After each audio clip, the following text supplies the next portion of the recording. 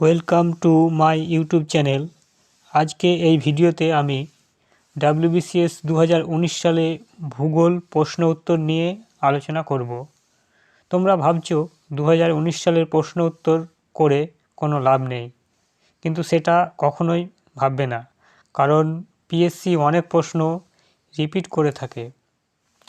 তাছাড়াও এই ভিডিওতে এমন কিছু তথ্য দিব যা তোমাদের পরীক্ষাতে আসার চান্স অনেক বেশি। তথ্যগুলি জানার জন্য ভিডিওটা শেষ অবধি দেখতে থাকো। 2019 সালের প্রথম প্রশ্নটি হলো, পূর্ব কলকাতা জলাভূমিকে ঘোষণা করা হয়েছে ড্যাশ, অর্থাৎ পূর্ব কলকাতা জলাভূমিকে ঘোষণা করা হয়েছে কি হিসেবে? সঠিক উত্তর হবে রামসার স্থান হিসেবে। 2002 সালে আগস্ট মাসে কলকাতা জলাভূমিকে রামসার ক্ষেত্র হিসেবে ঘোষণা করা হয়। একটি প্রশ্ন আছে, বিশ্ব জলাভূমি দিবস হিসেবে কোন দিনকে পালন করা হয়?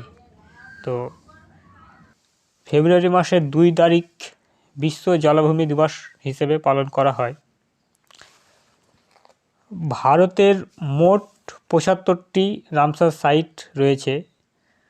এটা 2023 পর্যন্ত আপডেট করা হয়েছে। পরের প্রশ্নটি হলো, ভারতের উচ্চ গাঙ্গেয় সমভূমির ভূর হলো এক প্রকার, অর্থাৎ ভূর কি ধরনের ভূমি? তো এখানে সঠিক উত্তর হবে অপশন এ, বায়ুপ্রবাহ দ্বারা সঞ্চিত বালির তরঙ্গায়িত ভূমি। এটি হলো সঠিক উত্তর। এর সাথে আরেকটি জিনিস জেনে রাখো, পশ্চিমবঙ্গের বদ্বীপ অঞ্চলের বারেন্দ্র ভূমি ভূর সৃষ্টির জন্য বিখ্যাত।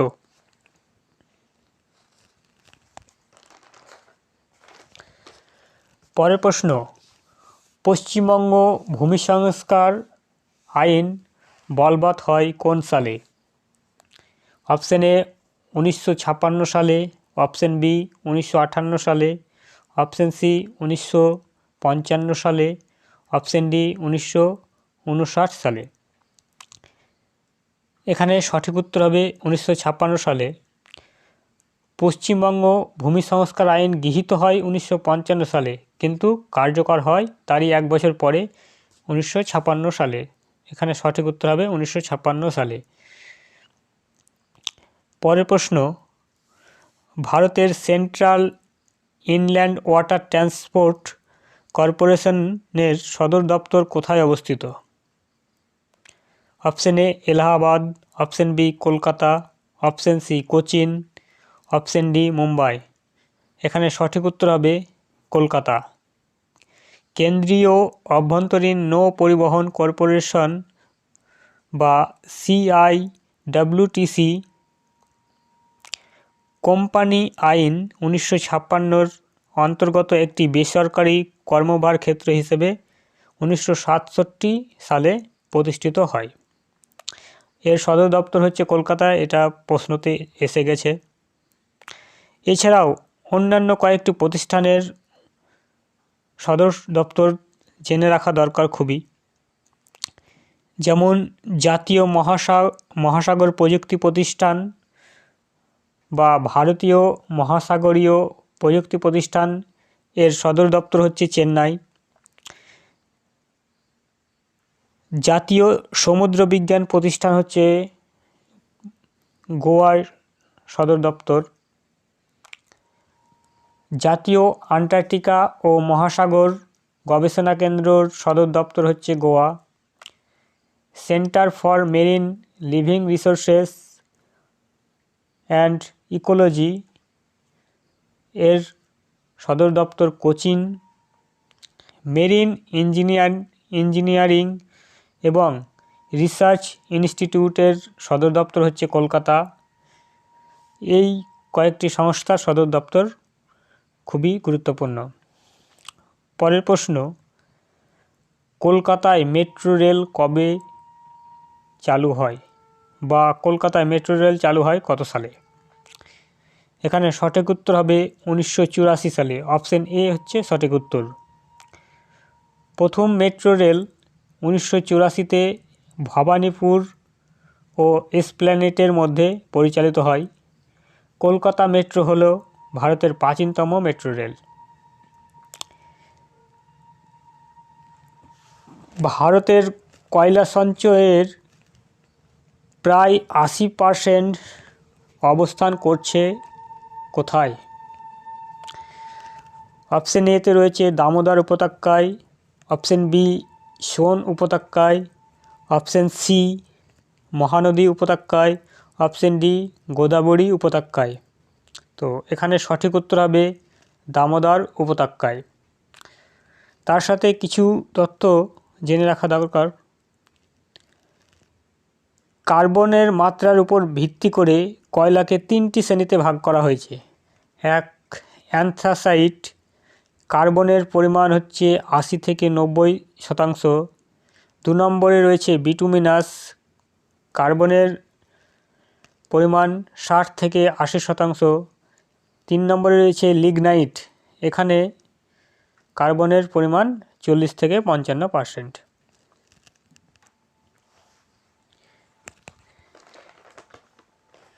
পরের প্রশ্ন, তেলেঙ্গানা একটি পূর্ণ রাজ্য হিসেবে আত্মপ্রকাশ করে কবে? তো এখানে সঠিক উত্তর হবে জুন মাসে 2014 সাল। তো জুন মাসের 1 অথবা 2 তারিখ 2014 সালে তেলেঙ্গানা রাজ্যটি আত্মপ্রকাশ করে।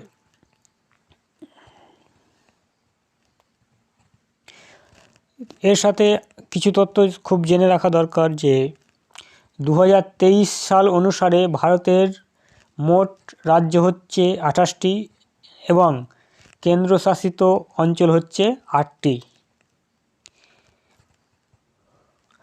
আর তেলেঙ্গানার সাথে যে রাজ্যগুলির সীমান্ত রয়েছে সেগুলি হলো মহারাষ্ট্র, কর্ণাটক, ছত্তিশগড় ও অন্ধ্রপ্রদেশ। এখান থেকে তোমাদের প্রশ্ন অনেক দিতেই পারে যে তেলেঙ্গানার সাথে কোন রাজ্যের সীমানা আছে।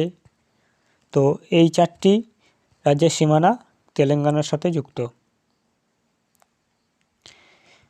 পরের প্রশ্ন, ধনেখালি কী জন্য বিখ্যাত? এখানে সঠিক উত্তর হবে তাঁত শিল্পের জন্য। ধনেখালি বা ধনিয়াখালি তাঁত শিল্পের জন্য বিখ্যাত। এই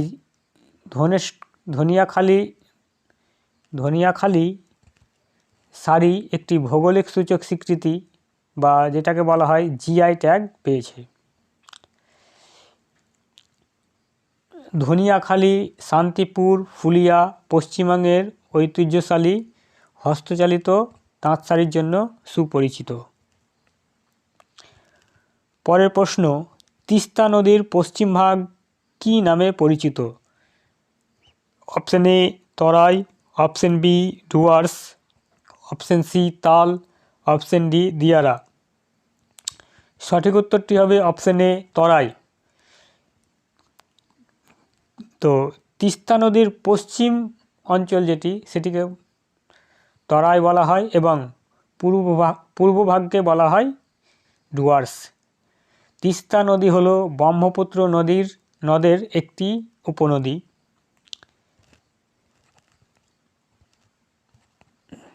পরের প্রশ্ন, সুন্দরবনকে নিম্নলিখিত বৈশিষ্ট্যের জন্য ওয়ার্ল্ড হেরিটেজ সাইট নথিভুক্ত করা হয়েছে। তো অপশানগুলি দেখে নাও কি রয়েছে।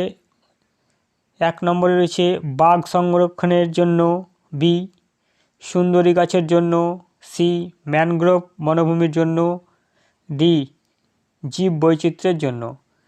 এখানে সঠিক উত্তর হবে ম্যানগ্রোভ বনভূমির জন্য।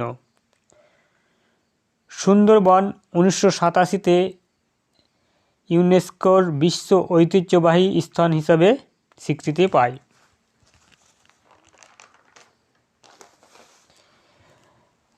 এর সাথে আর একটা তথ্য, গঙ্গা, ব্রহ্মপুত্র, মেঘনা নদীর বদ্বীপ বিশ্বের বৃহত্তম ম্যানগ্রোভ অরণ্য এখানে অবস্থিত। সুন্দরবন 2019 সালে রামসার আর্দ্রভূমি হিসেবে স্বীকৃতি পায়। তো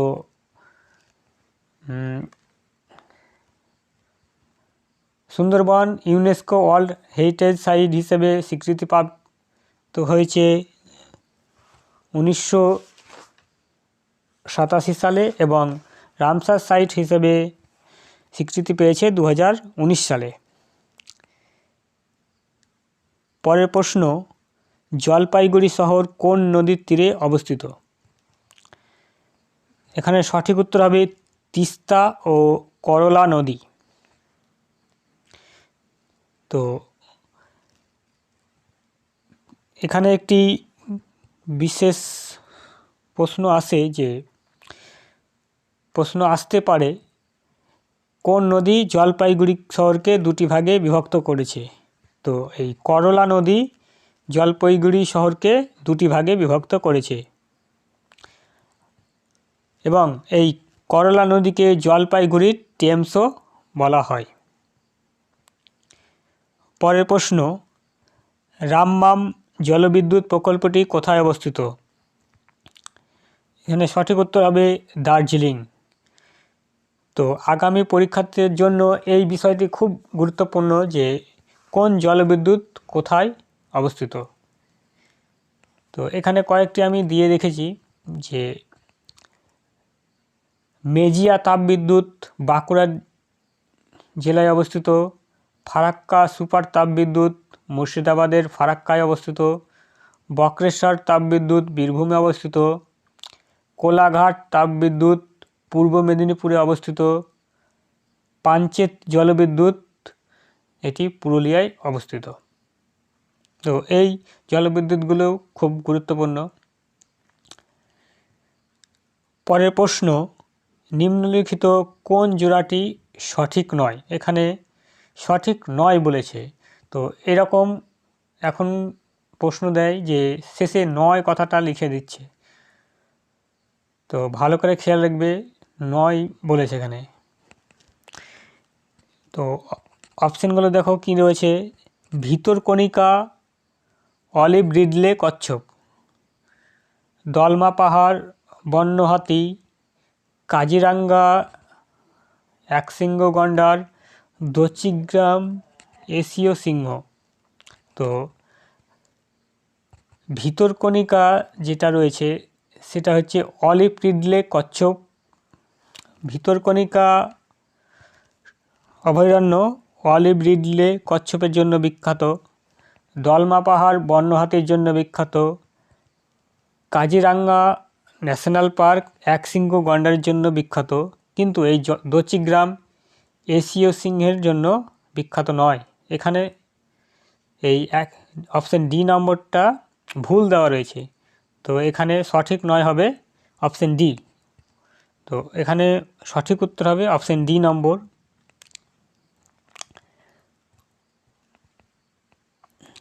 তো ভিতরকণিকা অভয়ারণ্যটি ওড়িশা রাজ্যে অবস্থিত, দলমা পাহাড় ঝাড়খণ্ডে অবস্থিত, কাজিরাঙ্গা ন্যাশনাল পার্ক আসামে অবস্থিত, এই দচিগ্রাম জম্মু কাশ্মীরে অবস্থিত। তো এই দচিগ্রাম সাধারণত কাশ্মীরি হরিণের জন্য বিখ্যাত।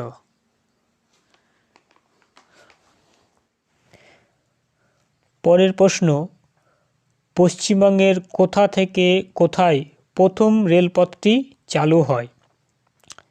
তো অপশান এ রয়েছে হাওড়া থেকে হুগলি, অপশান বি হাওড়া থেকে রানীগঞ্জ, অপশান সি হাওড়া থেকে বর্ধমান, অপশান ডি শিয়ালদা থেকে নৈহাটি। তো এখানে সঠিক উত্তর হবে অপশান এ হাওড়া থেকে হুগলি। 24 মাইলের রেলপথটি প্রথম চালু হয়। পশ্চিমবঙ্গের প্রথম ট্রেনটি 15ই আগস্ট 1854 সালে পূর্ব ভারতীয় রেল দ্বারা হাওড়া ও হুগলির মধ্যে চলাচল শুরু করে।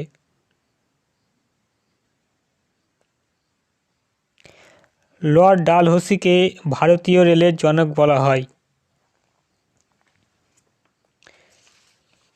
পরের প্রশ্ন, নিম্নলিখিত কোন রাজ্যের মধ্য দিয়ে কর্কটক্রান্তি রেখা অতিক্রম করেনি? এই যে আবার এই করেনি বা নয় বা নি কথাটা এখানে যুক্ত করে দিয়েছে। তো অপশানগুলি রয়েছে মিজোরাম, ত্রিপুরা, উড়িষ্যা, মধ্যপ্রদেশ। তো কর্কটক্রান্তি রেখা অতিক্রম করেনি বা কর্কটক্রান্তির রেখার ওপর দিয়ে কোন রাজ্যের ওপর দিয়ে যায়নি? তো এখানে সঠিক উত্তর হবে উড়িষ্যা। তো কর্কটক্রান্তি রেখা যে রাজ্যগুলির ওপর দিয়ে গিয়েছে সেগুলি খুবই জেনে রাখা দরকার, কারণ এবছর হয়তো 2019 সালে হয়তো কোন রাজ্যর উপর দিয়ে যায়নি এরকম প্রশ্ন দিয়েছে, কিন্তু আগামী পরীক্ষাতে তোমাদের দিতে পারে যে কর্কটক্রান্তি রেখা কোন রাজ্যের উপর দিয়ে গিয়েছে। তো রাজ্যগুলি তোমাদের মনে রাখতে হবে। সেই রাজ্যগুলি হলো গুজরাট, রাজস্থান, মধ্যপ্রদেশ, ছত্তিশগড়, ঝাড়খণ্ড, পশ্চিমবঙ্গ, ত্রিপুরা ও মিজোরাম। এই 8টি রাজ্যের উপর দিয়ে কর্কটক্রান্তি রেখা অতিক্রম করেছে। পরের প্রশ্ন, শোলা অরণ্য দেখা যায় কোথায়? অপশন এ হিমালয় পর্বতে, অপশন বি পশ্চিমঘাট পর্বতে, অপশন সি বিন্ধ্য পর্বতে, অপশন ডি পূর্বঘাট পর্বতে। তো এখানে সঠিক উত্তর হবে পশ্চিমঘাট পর্বতে। পরের প্রশ্ন, কোলেরু হ্রদ কোথায় অবস্থিত? তো সঠিক উত্তরটি হবে অপশন বি, গোদাবরী ও কৃষ্ণার মধ্যে কোলেরু হ্রদ অবস্থিত। কোলেরু হ্রদটি অন্ধ্রপ্রদেশ রাজ্যে অবস্থিত। তো এখানে একটি প্রশ্ন আসে যে ভারতের একটি স্বাদু জলের হ্রদের নাম করো, তখন উত্তর করা যাবে এই কোলেরু হ্রদ। কোলেরু হ্রদ হলো স্বাদু জলের একটি হ্রদ। তাছাড়া কোলেরু হ্রদ 2002 সালে রামসার স্থল হিসেবে ঘোষণা করা হয়।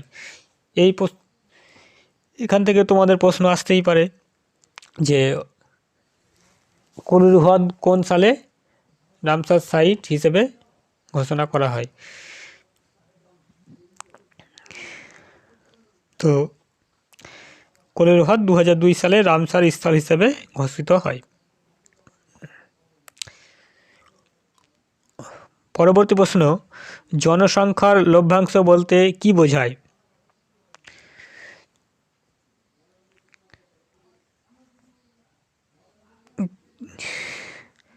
তো এখানে সঠিক উত্তর হবে অপশন সি, 16 থেকে 64 বছর বয়সের মানুষের সংখ্যা বৃদ্ধি। জনসংখ্যার লভ্যাংশ মানে হলো একটি জনসংখ্যার বয়স কাঠামোর পরিবর্তনের ফলে অর্থনৈতিক প্রবৃদ্ধির সম্ভাবনা, প্রধানত যখন কর্মজীবী বয়স জনসংখ্যার অংশ অবয়সীদের তুলনায় বড় হয়। কর্মজীবী বয়স হলো 15 থেকে 64 বছর। ভারতের 15 থেকে 59 বছর বয়সী জনসংখ্যা 62.5%। পরের প্রশ্ন, স্বাধীনতা লাভের সময় পশ্চিমবঙ্গে নিচের কোন জেলাটি ছিল না? তো option A Cooch Behar, option B Howrah, option C Darjeeling, option D Murshidabad. তো এখানে সঠিক উত্তর হবে কোচবিহার। স্বাধীনতার সময় কোচবিহার জেলাটি ছিল না। স্বাধীনতার লাভের সময় পশ্চিমবঙ্গে মোট 14টি জেলা ছিল। তো এখানে অপশন অনুযায়ী উত্তর হবে কোচবিহার। তো কোচবিহার জেলাটি 1950 সালের জানুয়ারি মাসে পশ্চিমবঙ্গের সাথে একটি জেলা হিসাবে যুক্ত হয়। এরপরে আরও জেলা আস্তে আস্তে যুক্ত হয়, যেমন পশ্চিম দিনাজপুর ও পুরুলিয়া 1956 সালে যুক্ত হয়েছে। চব্বিশ পরগনা জেলাটি মার্চ মাসে 1986 সালে বিভক্ত হয়। 1992 সালের এপ্রিল মাসে পশ্চিম দিনাজপুর বিভক্ত হয়, দিয়ে দুটি জেলা হয়, উত্তর দিনাজপুর ও দক্ষিণ দিনাজপুর। 2002 সালে মেদিনীপুর জেলাটি বিভক্ত হয়ে যায়, একটি পশ্চিম মেদিনীপুর ও অন্যটি পূর্ব মেদিনীপুর। পরের প্রশ্ন, পশ্চিমবঙ্গের শিক্ষার হার কত? তো পশ্চিমবঙ্গের শিক্ষার হার হলো 76.26%। তো এখানে অপশন অনুযায়ী উত্তর হবে অপশন সি, 77.08%। তো পরীক্ষাতে এখান থেকে একটি প্রশ্ন অনেকবার এসছে যে ভারতের শিক্ষার হার কত? তো ভারতের শিক্ষার হার হচ্ছে 74.04%। আবার অনেক সময় প্রশ্ন আসে শিক্ষার হার সব থেকে বেশি কোন রাজ্যে? তখন উত্তর হবে কেরালা রাজ্যে, এবং এই কেরালা রাজ্যের শিক্ষার হার হচ্ছে 93.91%।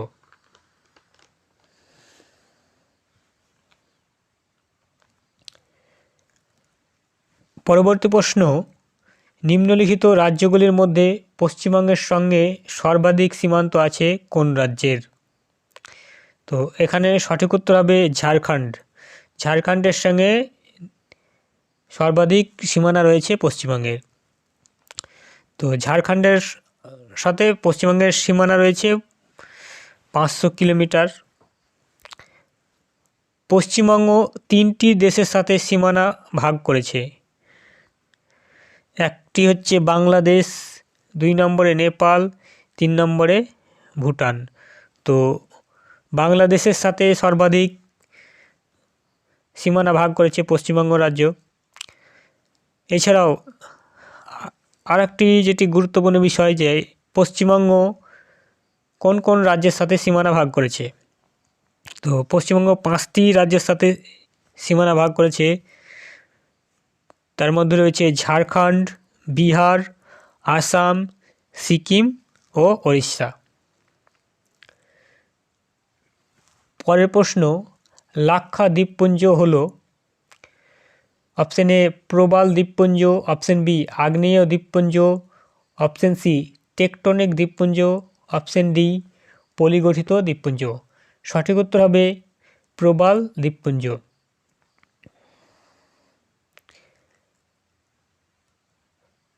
এখানে কয়েকটি বিষয় মনে রাখতে হবে যে তোমাদের 8 ডিগ্রি চ্যানেল যেটা, সেটা মিনিকয় ও মালদ্বীপকে যুক্ত করেছে। 9 ডিগ্রি চ্যানেল মিনিকয় ও লাক্ষাদ্বীপকে যুক্ত করেছে। পরের প্রশ্ন, নিম্নলিখিত কোন ধরনের বনভূমি ভারতে সর্বাধিক দেখা যায়? তো এখানে সঠিক উত্তর হবে অপশন বি, ক্রান্তীয় আর্দ্র পর্ণমোচী বনভূমি দেখা যায় ভারতে। পরের প্রশ্ন, মানস সরোবর কোথায় অবস্থিত? তো এখানে সঠিক উত্তর হবে কৈলাস পর্বতে বা কৈলাস পর্বতশ্রেণীতে। মানস সরোবর কৈলাস পর্বতশ্রেণীতে অবস্থিত।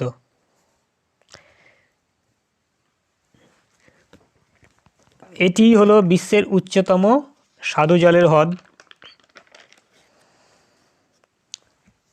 পরের প্রশ্ন, শিলং শহর কোথায় অবস্থিত বা কোন পর্বতে অবস্থিত? এখানে অপশন এ নাগা পর্বত, অপশন বি গারো পর্বত, অপশন সি খাসি পর্বত, অপশন ডি মিকির পর্বত। সঠিক উত্তর হবে খাসি পর্বত। শিলং হলো মেঘালয়ের রাজধানী।